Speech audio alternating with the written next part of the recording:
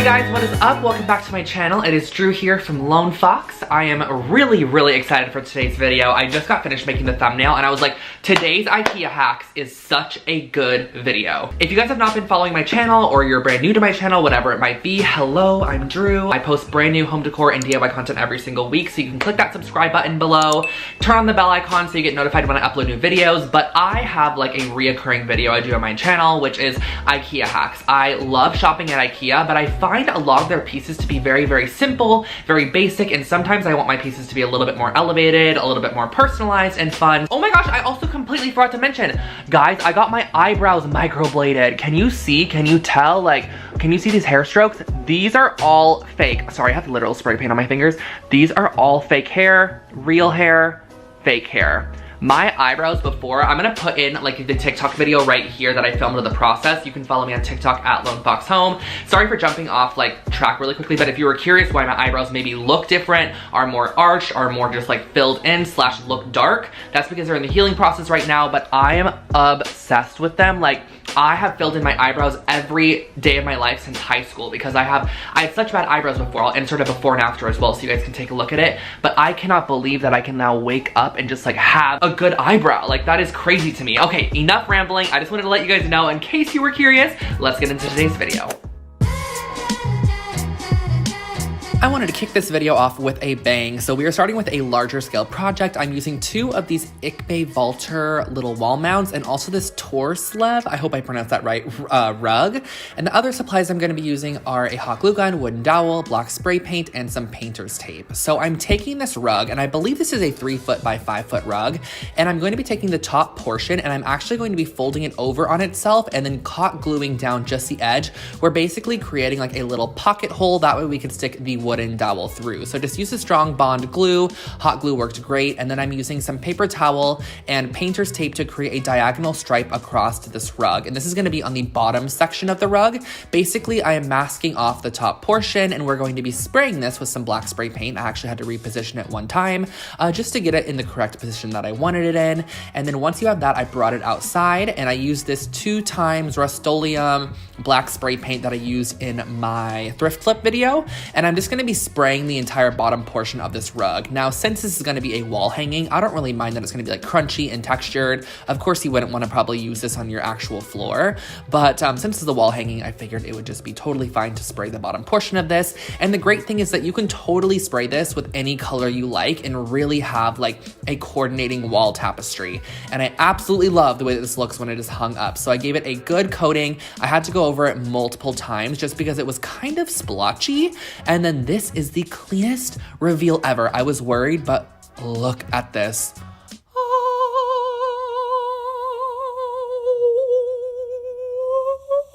Okay. So that is what the bottom half of the rug looks like. And all you have to do to finish this off is just slip the dowel through the top portion, and then you're gonna mount the 2 wall brackets. And I just love how this is hung as opposed to a traditional tapestry. And this ended up costing about $36, which I think is great because it's pretty large scale.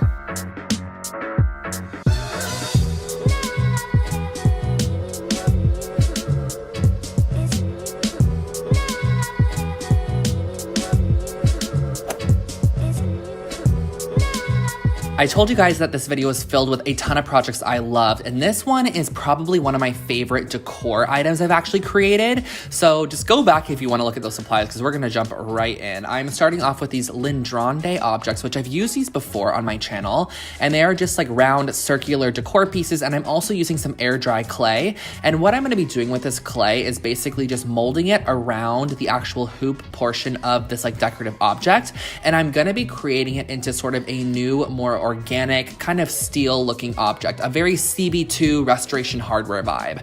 I absolutely love pieces like this, but they typically cost anywhere from like $50 to $150 for just like one decorative object, but they're actually made of real metal. Of course, we're not doing that today. So I'm using a little bit of water and I'm just rubbing what I've already done. This literally looks sexual. I'm very sorry about that, but you know, you just got to do what you got to do. So I'm taking the water and just smoothing out the clay because basically we're just wanting to break down like the top layer of clay and make it just very, very smooth and clean, and you can really kind of like mold it and mend it to the shape you want.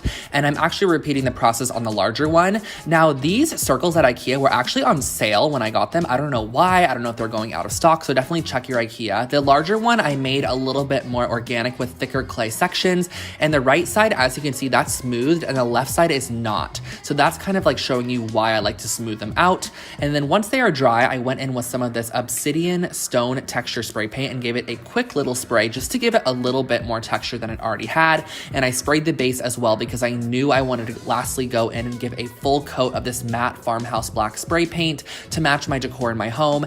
And I gave 2 coats of this total, and it just turned out absolutely incredible. I really, really love the outcome of this, and I was able to create both of these for $27.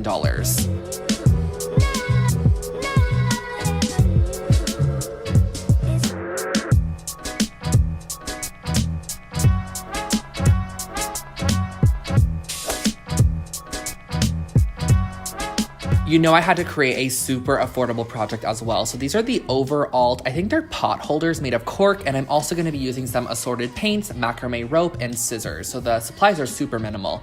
And these are the 3 items that you get. And I was like, these are really great shapes to actually create a wall hanging with. So I grabbed a couple of paints in like a peach color, a more pinky peach color, and then a tan color.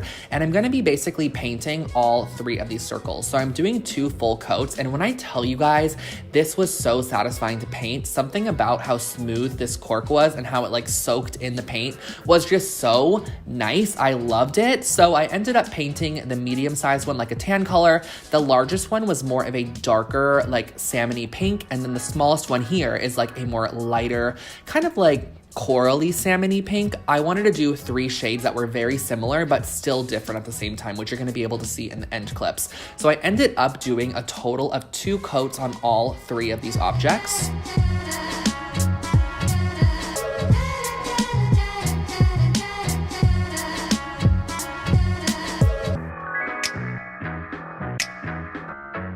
And of course, you could not forget about the back, so I went in and just gave just 1 quick coat to the back side since it wasn't going to be shown anyways. I just wanted to make sure that it looked decent, of course, from all angles. And these are my 3 tones. So next what I'm doing is grabbing some macrame cord. I will link this below for you guys. And I'm cutting out 2 just random, probably like foot-long sections. And I'm going to be looping it around and then pulling through my strands through the largest loop. And then I'm going to also be doing the same thing on the medium-sized loop. So we're going to have both of these like this.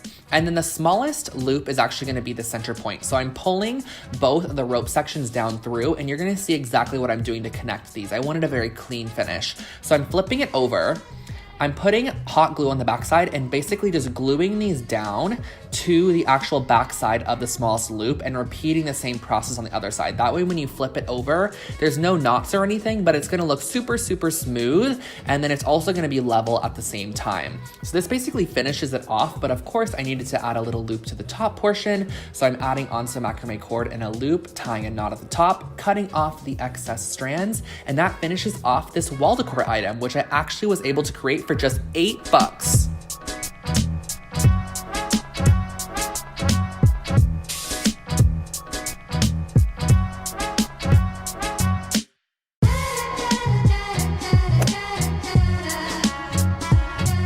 I always have to do like a little furniture item. So I'm starting off with 2 of these Dalskar wooden frames, and I'm also using what I think is a new tray to IKEA. It's like a restored wood looking tray, very West Elm, but for only $25. And the additional supplies are these L brackets and little miniature screws. And I'm also gonna be using a drill and a pen. So these are the L brackets, they're just from Lowe's. It's a couple bucks for a pack of 8. And what I'm doing is I'm opening up the frame and pulling out everything on the inside of the frame. You're not gonna need any of those pieces at all. And then what I'm doing is laying down my 4 L brackets on one of the ends of the frame. It's going to be the shorter end. And I'm gonna be drilling what are known as pilot holes. I learned this from my lovely friend Rachel, who is a woodworker here on YouTube. I don't know how to work the wood, but you know, I can try sometimes. So I'm using, that sounded awful, honestly. I'm using this drill bit that's really small and just basically creating starting holes for these miniature screws. It just makes it so that the wood doesn't split, and it just gives the screw an easier area to kind of drive into the wood. And I'm also doing the same exact thing on the underside of the tray. This is on the right side, I believe.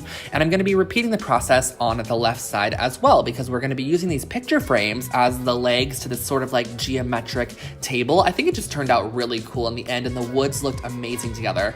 And I used some pliers to pull out the little black pieces that are kind of like to hold in the actual picture. And then once you are done, you have your miniature little rustic wood side table for $39.